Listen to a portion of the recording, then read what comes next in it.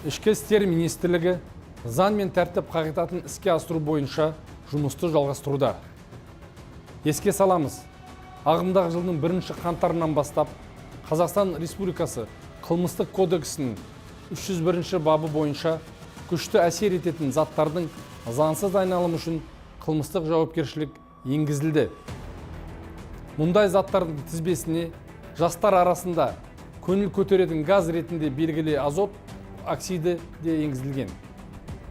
Ішкі істер министрлігі есірткі қылмысына қарсы іс-қимыл комитеті тыйым салынған заттарды тарату фактілерін анықтау және жолын кесу бойынша түнгі клубтар мен ойын-сауық орындарында тұрақты негізде рейдтік іс-шаралар жүргізеді.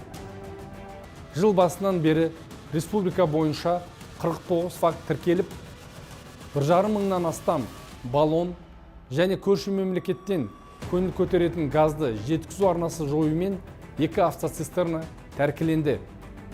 Осы фактілердің барлығы бойынша қылмыстық істер қозғалды.